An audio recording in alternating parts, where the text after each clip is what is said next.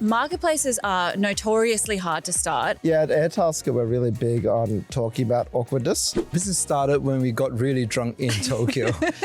Welcome back to Unfinished Business. I'm your host, Anita Sarkar, founder of Hero Packaging and author of Sell Anything Online. And today we're joined by a founder who took the annoying friction out of everyday chores and turned it into an Australian tech juggernaut. He is the co-founder and CEO of Airtasker, a platform that has completely redefined how Australians get work done and how flexible workers earn a living. It is Tim Fung. Welcome to the show. Thanks for having me.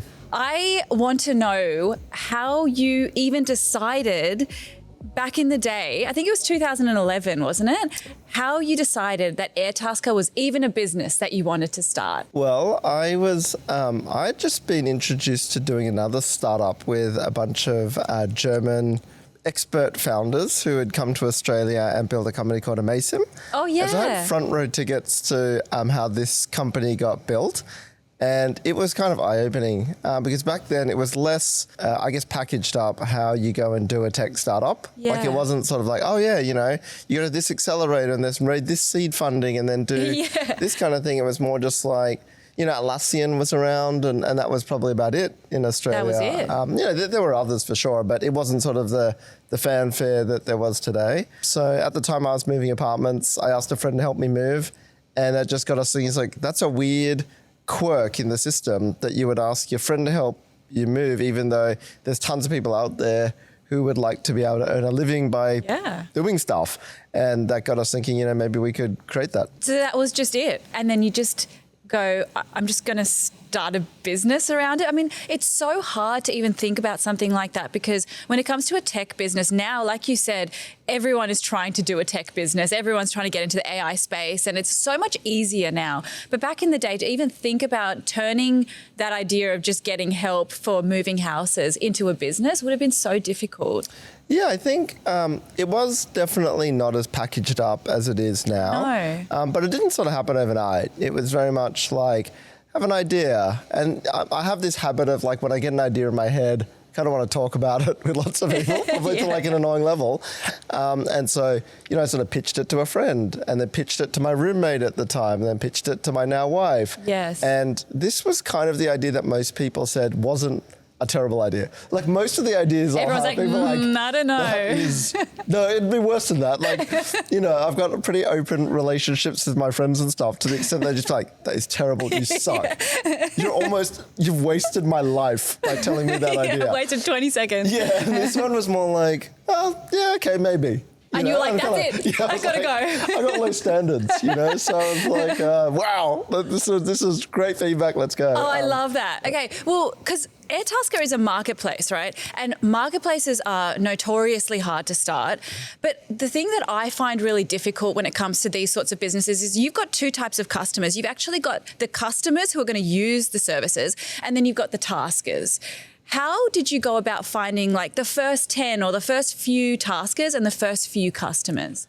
So I think one of the really hard things about a company like Airtasker is it is a marketplace. It's built on network effects. Yes. And one of the things that we were really passionate about the whole way through is that we didn't want to tell people what to do and we didn't want to tell them what price to set and things like that. We wanted it very much to be a platform where people are empowered to actually do what they want to do and get done what they want to get done without us sort of stepping in the middle of that. So that kind of made it turbo difficult. Because we're trying to bring people together, but you can't really control anyone and tell them what to do. Yeah. I think one of the things that was an interesting insight, which wasn't strategic, it all happens along the way. Like we didn't sit there and write a business plan and then follow it. We were more like, get out there, give this a crack, and then see what sticks.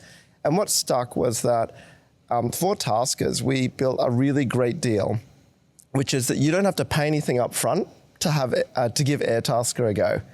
And I think that was really different from basically everyone else, which is, if you're a plumber and you want to join an advertising directory or something like that, they say, you pay us first. Pay up front. Pay up front. And so no one wants to give that a crack. Whereas what we said is, come into our club, see all of the customers, talk to people, you make some money, we're going to charge you some money. Right. And so creating that sort of win-win situation was, I think, a massive unlock. I love that. And it's kind of like chicken and the egg, because it's like, well, who do you focus on? Do you focus on getting more customers so that you get more taskers, or do you get more taskers so the customers have a choice? Like, how did you balance that? We knew that money is something that's pretty much a universal currency. Like everyone wants to make money. Yeah. So what we have found out along the way is that if you found jobs, you would find people who want to do those jobs, because the money side of it, depending on how much money that is going to always make sense. And so we focused really hard on find the customers, because if someone puts up their hand and says, I'm willing to pay $500 for X,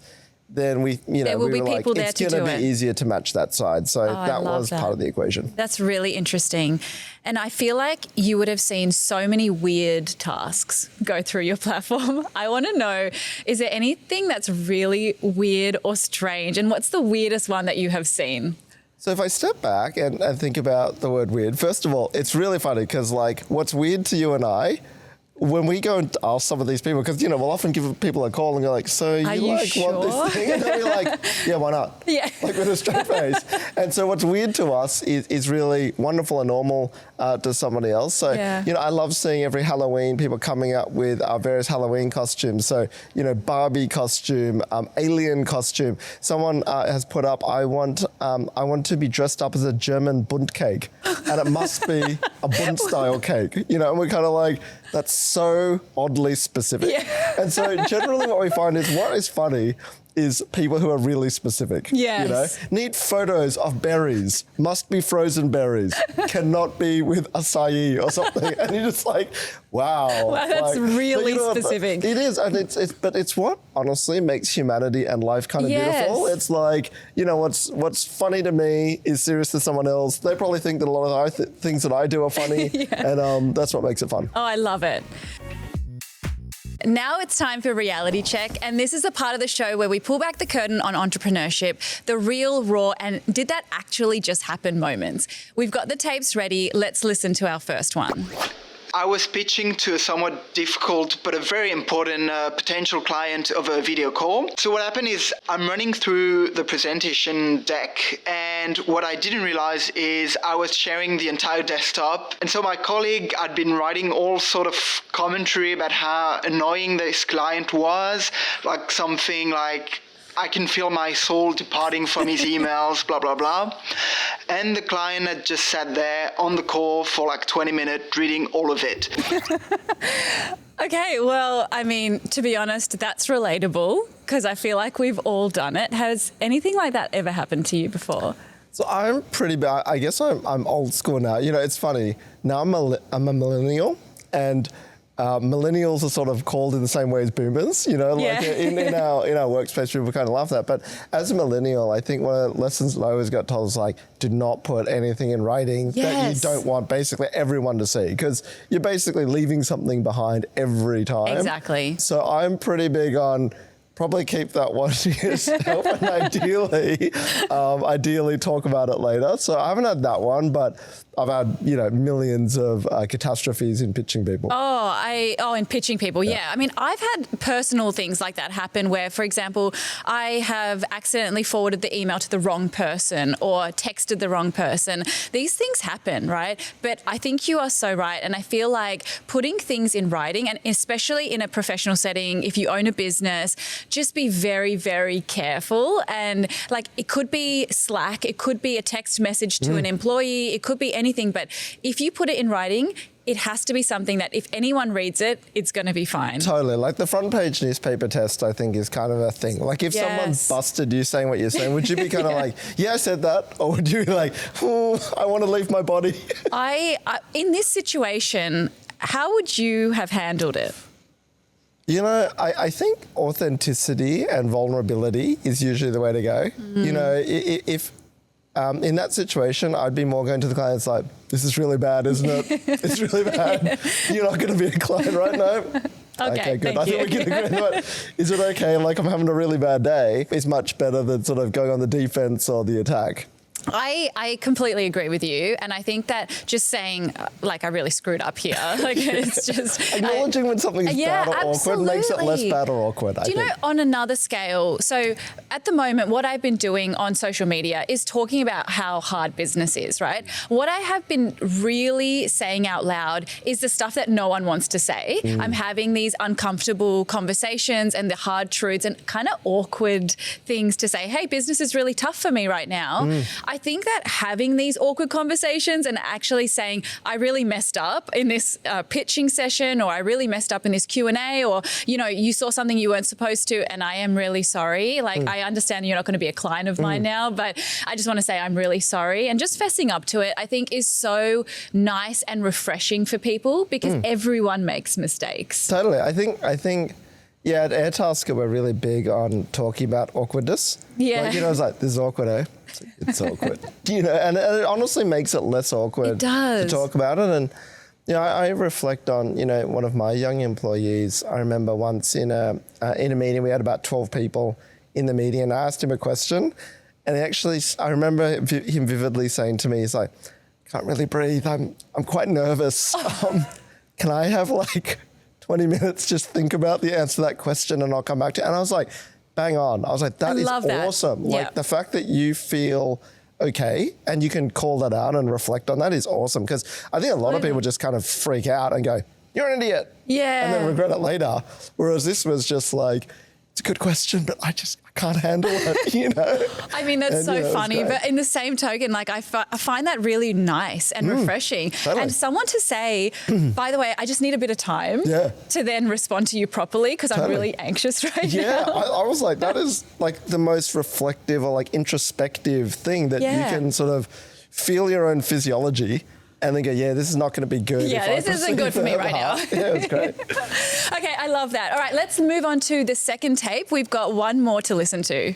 Hi there. I own a small landscaping business in Brisbane. We had a job to do, a heavy cutback on some hedges at the front of a house. So the team drove out first thing Monday morning, pulled up to the address and got straight to work with our whippersnipper. And then about 20 minutes in, this elderly bloke walks out in a dressing gown and looks very confused. He goes, what are you even doing in my garden?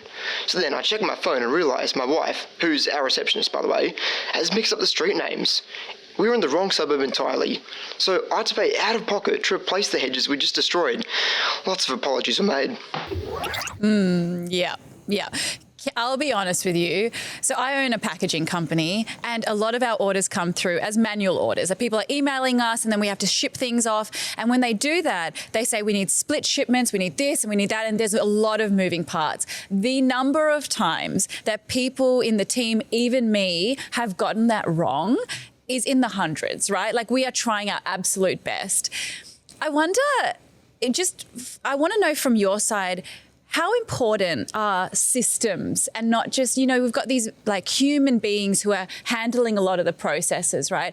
How important do you think it is for small businesses to have kind of systems in the background to make sure these sorts of things don't happen? Well, I think really important. I guess one of the things with Airtasker is I intentionally do not get involved in the actual thing, because I'm like, I would be terrible. You'd be the worst? I would be the terrible. I mean, like, I was late today for this podcast. So, yeah, I try to stay as far away from that as possible. I guess two things for me is I do really think systems are important. Like checks, double checks, does this match this, does this match that? And that is something that Airtasker is really good at. You know, we do security really well. We do ID verification really well, those kinds of things. But certainly, like, which hedge is to be cut, these are things that I find hard to systemize. And I want to be out of it because I'm going to do a terrible job. Were you ever part of it when you were a small business? So I was really fortunate to have a co-founder who was more the operational side of the business and the technical side of the business. I think it is important to have the diligence, I guess, and that's one of the things. I worked in bigger companies before I started my own company, and I think that was sort of formative to, hey, before you send that email, check it, double check it. Have you checked it against, you know, this internal record? You know, make sure it's right, because I do think those little slip-ups, they sort of add up to a bit of like your credibility in the long run. Reputation. Yeah. So, for example, one of my big things would be like when you're going to reach out to someone and, you know, be able to spell their company name that has to be right. Like if you get that wrong, Absolutely. it's just, you lose credibility. Or, you know, a lot of people will say capital AIR, air, space, capital T, tasker. And we're like, that's not how you write Airtasker. Right. And so if someone reaches out to me and does that, I'm just like, you didn't really even have the diligence to do that. Interesting. And that's not the main game, but it's definitely like a signal. It is a signal. And, you know, in business, there's a lot more that can go wrong than can go right. You know, like no one's going to become your client just cause. And so you kind of got to get everything right to make it work. I think so. I also think it's how you handle it when you make that mistake.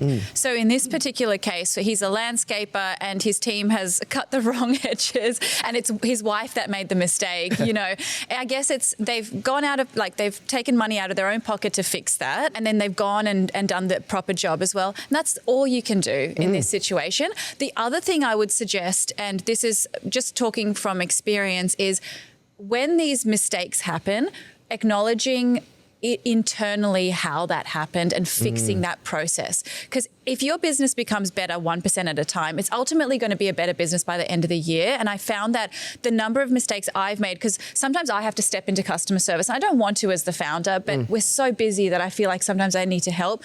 I'm the worst at customer service. I make all the mistakes, you know, because that's not what I'm good at. And so every time I do make a mistake or every time the team makes a mistake, the best thing that we do is sit down together as a team and go, what was the mistake? It's not me misspelling something. It's actually, I have sent this to the wrong person. How can we make sure this never happens again? You know, what is the thing that we can put in place so that there is a check for me? I think that's really important. Totally.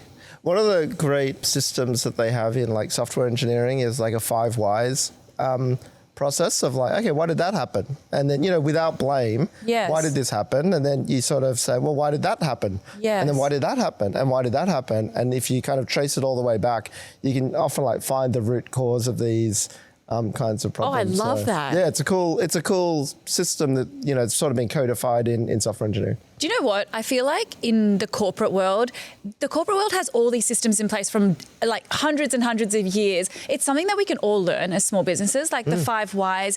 I also was speaking to my friend who is pretty high up at a bank, and the way that they do leadership is also really different too. And making mistakes and how they deal with it in the team is something to learn. And I wish we had that knowledge base and like skills as small businesses as we're growing. I'd love to have that information. Where did you learn it all?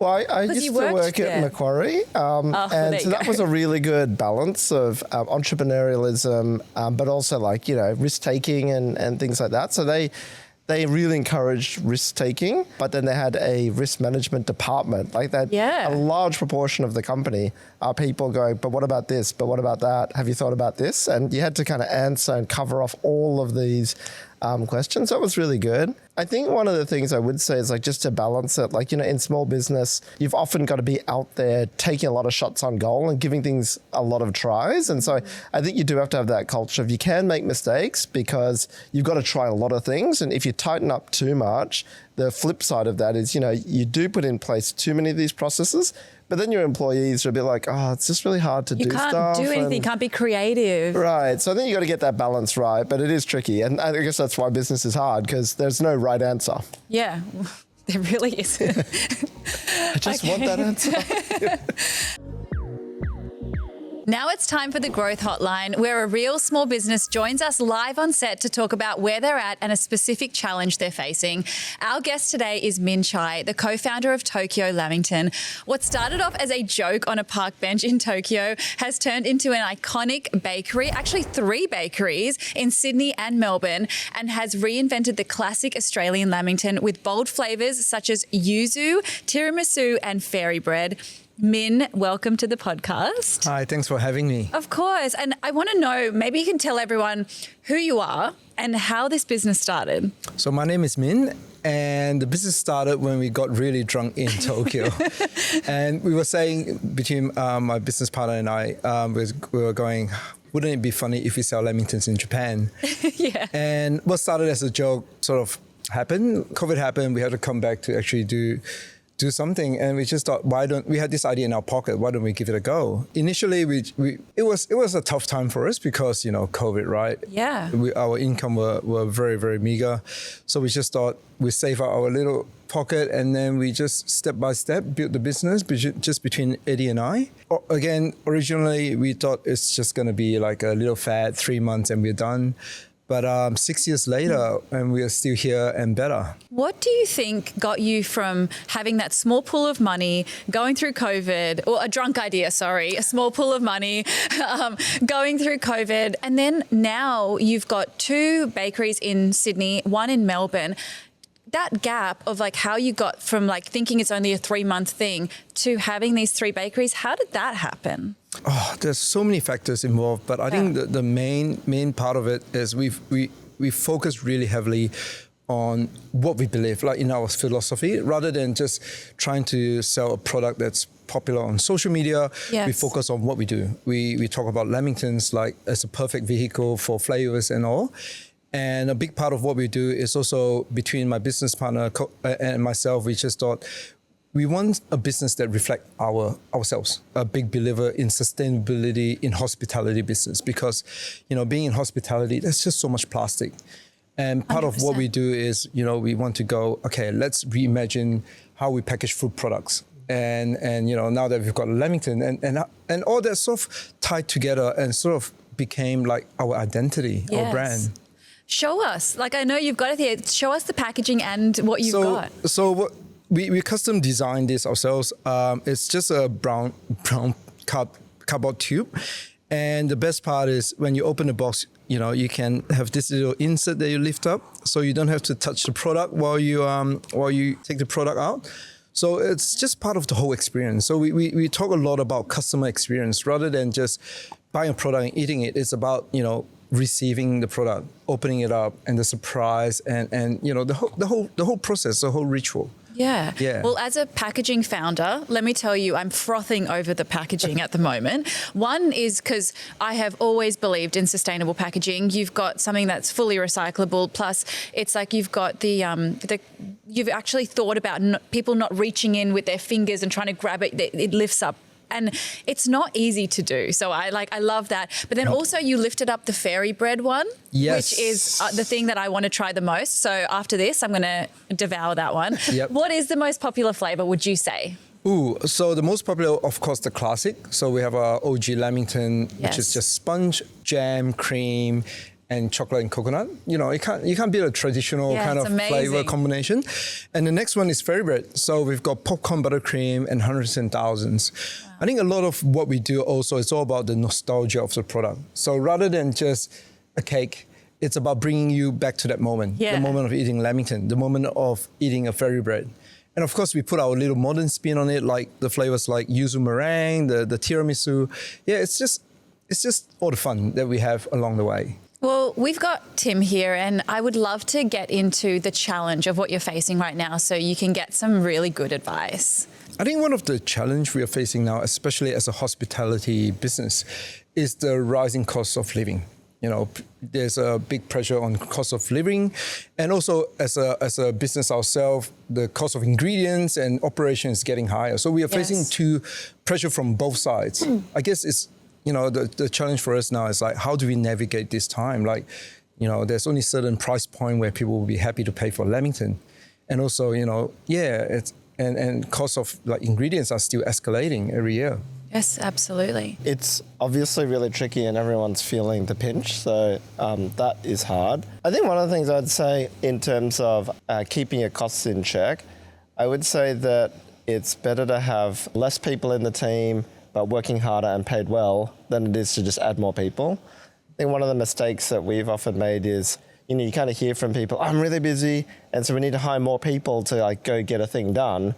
And often what we found is like when you bring more people into it, it actually gets harder because now everyone's got to sort of coordinate with more people and that. And I think one of the things that we sort of learned accidentally along the way was that having less people in the team, but making sure they're really motivated, incentivized, like paying everyone, 10% more than you might need to pay, but having maybe 20% less staff might be better than the other way around. So that's maybe one bit of experience that I can share. I feel the exact same way, and we've been doing more and more of that and reworking the team, because you're right, a lot of the time people say they're super busy, and then when you look into it, you're like, well, you actually can be a bit more efficient in this way and this way, and hiring the right people is actually going to save you money in the long run. A business like yours is a destination business. So when I see it on TikTok, for example, and I've seen it all over TikTok, right? When I see it on TikTok, I go to my family, hey, we're going there on the weekend. The kids are excited, my husband's excited, I'm excited. We all love Lamingtons, we all love fairy bread, we all love yuzu. So like I want to get there. By the time I get there, I'm willing to spend whatever it is. As a customer, I actually don't do a lot of online shopping anymore. I have cut back. So my share of wallet for all those things has actually decreased a lot. But when I see an experience and I know that not only me and my husband will enjoy it, but my kids will enjoy it, I'm coming to you and I'm willing to spend whatever it is. I think you need to really keep on tapping into that, because like, for example, if I go to a coffee shop, no matter what the coffee costs, I'm buying it. I've come all this way. I don't look at the price of the coffee and go, you know what, today I'm going to leave it and leave the coffee shop. Same thing for you. I think you are a destination business. And I think if you can tap into that more and more and more, and I know it's not just about social media because it's so precarious, but if you can really tap into that, people are coming there and it's like almost like a tourist destination too, right? Because a Lamington in Tokyo is like that feeling of Australia somewhere. If you tap into tourism, right, that people come here and they know that Lamingtons are so iconic. I doubled out on that hard. I think people would be willing to pay a lot for your product. Yep, that's a great idea. I think we'll definitely look into that. Yes. All right. Well, is there anything else? Because I know we've spoken about cost cutting, which I think, not cost cutting, but maybe making your team more efficient, and also kind of growth strategies or bringing people in and making money in a destination or experience kind of way. Is there anything else that you have advice on? I would say we talked about the main ones, which would be like obviously growth and like new products. I think that is something that is really important, to keep on innovating and coming up with the next S-curve. Like we talk about this a lot. You should expect that any product you sell sort of starts slow, goes through a growth surge, but at some point it's going to start tapping out. And so if you want to stay on top of your game, you got to constantly be like coming up with the new things. So merch, loyalty programs, membership, these kinds of things. I think you do have to keep coming up with new stuff. The other one is the pricing thing. I think as founders, one of the things we often find is we always want to like maximize the number of people who say yes. You know, when someone comes into your store, you kind of don't want someone to go, oh, that's a bit expensive. Okay, not this time, or something like that. And I do think that we have a bias towards that, i.e., you know, if you charge 20% more for your product, you're going to find the people who really love that product. And I think often it's much less drop off than you think. Like I think it's often like a fear-based thing. You're like, oh, if I put my Lamington price up by say $2, I'm going to have this massive drop off. And we found time and time again that if you're building a product that people love, the people that, you know, that do want to buy your product, they're okay with $2, you know. So I do think that pricing is a big one. I am still in awe of hearing you speak. Like, I just think it's so smart what you're saying. I think in terms of new products, something else that you could potentially think about as well is really mapping out seasonal. I think you already do this, like seasonal merch and things like that. But say Father's Day is coming up, right? And having a Father's Day Lamington or a Dad Lamington or something, you know, really tapping into all the things that are coming up. And then you've got Halloween, which I'm pretty sure you would, you know, go real deep into that. Yep. But really focusing in on like getting people there for a certain occasion, not just the regulars that come in. I think increasing your pricing is going to make you more money and you won't see any drop off. And I believe that to be true. And I think a lot of small businesses could learn from that as well. I think it's such a smart thing to think about. We're so worried all the time about increasing prices. We've had to do it. And I always think they're just not coming back to us. They'll just go, because, you know, like I said, packaging is commoditized. They're just going to go to the cheaper thing. We have doubled down on our service and we bend over backwards for people, and we will get you packaging the next day, you know. So your thing is you are unique. You've got a unique product. Your service is amazing. You're in 3 locations. Like, you've got an incredible place to bring people to. I think increasing your prices is probably one of the smartest moves that you could make in this time. I don't think you're going to see any demand fall off. One other thing I would add is like, I feel like you've got a really good brand and a really good story. And so like being really authentic and genuine and having a bit of fun in your business of like just doing those things that you love, because I'm guessing that a lot of people love Tokyo Lamington because they're kind of buying into your story and ethos and kind of things. And so I think that like, you know, what's the thing that you really love and I think be okay with like giving those things a crack. You know, it's kind of like if you really love sneakers or something, put some sneakers in your store and tell that story. And I have no idea about sneakers. It's just an example. But, you know, like if you're like, I'm passionate about this spatula. It's the best spatula. You should like, you know, tell that story. Because I do feel like people buy into brands and authentic stories and stuff as much as they're like, oh, there's this, you know, thing that I can consume and eat. It's not that functional. It's actually more like human and emotive. And I think if you keep embracing that, then people can feel the authenticity and they'll probably buy into it more. Oh, great. Yes. Well, thank you so much for coming on the podcast, Min. It has been so good to talk to you. I'm really excited for after this podcast to eat all the lamingtons. We're going to share some of those. And Tim, your expertise has just been phenomenal. You are an icon and you have created an iconic business in Australia. And I'm so looking forward to seeing you succeed even more. And thank you so much for being with us today. Thanks for having me. Thank you. Thank you so much for the great ideas. And we're definitely going to do it. Thank you for listening to Unfinished Business from Vodafone Business. Listen now on all major podcast platforms and YouTube. I'm Anita Sarkar and I will catch you next time.